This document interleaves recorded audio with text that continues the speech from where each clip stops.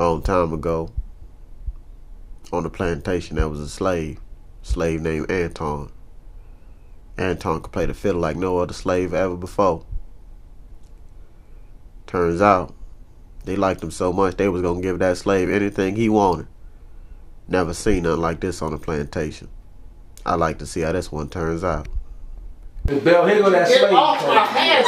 Lord, these masters are so ignorant. Careful in his I got to be careful with my hands. These are my fiddle playing hands. Why, yes. Why, this is Antoine the fiddle player, not just any old slave. You be careful with him. What? He is the best fiddle player in all of the Confederacy. Yes. I appreciate that compliment now, I really do. I appreciate that. Thanks a lot. Johnson, call me Mrs. Johnson. If I have that yes. privilege, I will. Yes. I'm ever so grateful. You know, my husband is Dr. Samuel Johnson. Oh, He's yeah. the one who bought you and saved you, I might add, because they treat harshly runaway slaves. And I thank him for that, Miss Bella. I really do. I thank him so much because he saved me. He's a saint. I swear he is. Absolutely. Yes, he is. Why, you know, that man, he is a healer, and he is out doing God's work even as we speak. Yes, he is. He's a holy man. He's a holy man. I reckon it well, Miss Bella. Absolutely. Why, you know, he has never beaten a slave on a Sunday. It's the Sabbath. Oh, yes. Oh, and I'm ever so thankful. That's one less win for me, Miss But Bella. now don't you get on his bad side on a Monday before he's had his coffee. Why, it'll just be snap. Don't be freaky on me now, Miss Bella. Now, we don't want to go there now. I told you. Okay, enough of this fun. Okay. Now, I want a promise from you. What's that? I want you to promise that you will never run away from this plantation. What? Why, you could have a very good life here, you know. While we will let you play the fiddle at all of our social events. No, I appreciate that. I was kind of thinking about going to hang out with Nat Turner and his boys, but if you let me play the fiddle, that would be a nice thing for me. Now, Absolutely. I'm just being honest. Absolutely. And you'll be living inside our mansion. Oh. And, of course, in the slave quarters, but you get to see me every day. Well, I don't know if I want to see you now, but I like to see them lovely girls you got. And no working in the cotton fields while we're going to keep these you nice nasty, so nice and smooth. Well, you know, that's... Oh, and wherever did you get those muscles? Play the fiddle. Where did you get the... Oh, it's hard. I used to play I used to play on the Florida plantation down south. I knew you were from down there, and they tried to get you back. But we bid higher for you. I knew your talent would be such an asset to this plantation. So now you live right here, and all we ask is some loyalty from you and your wife. Mm-hmm. Well, I don't have one. I like multiple women. I don't mean. How you do talk. I'm just trying to be honest with you now, Miss Bella. I don't like. Now, wait a minute. We need you here for at least 5 generations or so because we saved you. 5 generations is all you need to stay here, and we are offering you that heritage. You can live right here, 5 generations in the Confederate States of America. 5 generations. That's almost about a lifetime. Now here's how you begin your heritage. You'll marry my upstairs maid. Her name's Bessie. Oh, she has very good breeding hips. She'll have many, many children. Yes, she will. Bessie? Bessie. She's so cute. Bessie weighs about 300 pounds. Oh, Miss Bella now. Oh, 300 pounds. Well, she does have a good appetite, but not 300 pounds. No, Miss Bella. Now you're going too far. Now I done told you I like a lot of women. I don't want to. Now I ain't nothing against it. I don't mean to be disrespectful. Now I'm sorry, Miss Bella. I don't mean to be disrespectful. But listen, there's some fine ball players down at South Beach, Florida plantation. I think I'm gonna take my talents down there. You getting great. You No, you folks. I don't mess with 300-pound women. I got to go, Miss Bella. I'm sorry, Miss Bella. I'm sorry. I don't mean to be disrespectful. Oh my God. I don't mean to be undisciplined. Well, that's the story of Anton. Turns out he never made it to that plantation down south. South Beach, that is. We did hear about a ball player who went down there and won several slave plantation basketball titles. As for Anton, he got beat so bad, I don't even think he'll ever play that fiddle again. Taught us all a lesson. I guess we'll keep singing our hymns. Until next time, we'll talk to you, Anton. Good luck picking back up that fiddle.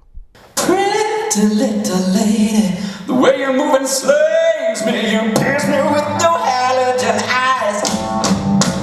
You don't really know me, but girl, I got the phone. You walking down the right street on the wrong side.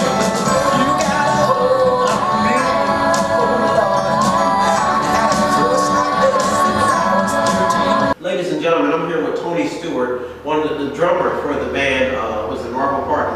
Yes. And he's going to tell us a little bit about the life of a band member. Remember, the show is about, we're going to the behind the music. So tell us a little bit about the life of a band member. What does a band member have to do? Well, you know, the band member, in MablePark at least, we're all about the mission. And we have a mission to put some positive music out there. You know, our mindset is, you know, we live in a world right now where there's so much negativity that's going on. Yeah. We just economically have come through one of the worst periods of time Yeah. in our history. What if there's a band, a voice out there Yeah. that will give peace, that will give love, that will give encouragement? Okay. If you can bring those things to the table as a person, awesome. But when you set that to music, when you can have it to be something that someone can warm their hearts with, we can touch people. Yeah. So the life of a band member is having that experience, and then taking that experience and manifesting it into creativity through song. So get it out to the masses. So how often do you guys rehearse? Do you rehearse a lot? We rehearse actually because we're older. Yeah. You know, when I was younger than bands, we used to practically live together like the monkeys, right? But now we're older, we have families, we have jobs, these types of things. We get together about once a week. But on our own, we're living life. Yeah. And we bring those life experiences to the table and create the MablePark magic. Now tell us, now your songs, you guys make you have a unique sound. Yes. Now what influences your music? Tell us a little bit about that. Marble, if you think of what a marble is, a marble has many different colors. Uh-huh. It comes together to create something that's a strong object. Yeah. And that's what this band is. We have so many different influences. We have people who came from, who grew up in church, playing music in church. We have people who come from a country background. We have people who come from a blues background. Yeah. We have people who come from a soul background. We bring all those influences together. That's when you get that MablePark magic. Yeah, great. If you want to tell now, how can they buy or how can they get to your music? Tell us a little The bit. best place to go is go to MableParkmusic.com. Again, it's MableParkmusic.com. You go there, you can actually register there to get on our mailing list. And as we put out new information, we're actually in the studio right now working on some material. As we put those things out, you'll be the first to find out about it, and you can be a part of this. Now, in regards to Black History Month, I hear you were influenced by Nelson Mandela. Yeah, well, let me tell you about that. One of the songs that we play, Be Alive. You know, that song is about encouragement, but in that song, and I wrote that song, it's about the life of Mandela. You know, there's this line there that says, this is the day that set the courage free, that fought against apartheid, you know, inequality. And another line there says, when I was a young boy, there was a great man with a dream, that all the people of the earth could form a great big team. That's MLK, of course, right? So we put that together because, again, we're here to uplift. And, you know, Be Alive is really spoken to those people who are thinking about, you know, being so downtrodden and wanting to commit suicide. Be alive. It's wonderful to be alive. In our time, it's wonderful to be alive. Well, straight from Tony Stewart, the drummer for MablePark, excellent band, and you'll see him throughout the show. We'll be right back here in the Pulse with Brian West. We'll be right back after this message. Thank you, man. No problem, Tony.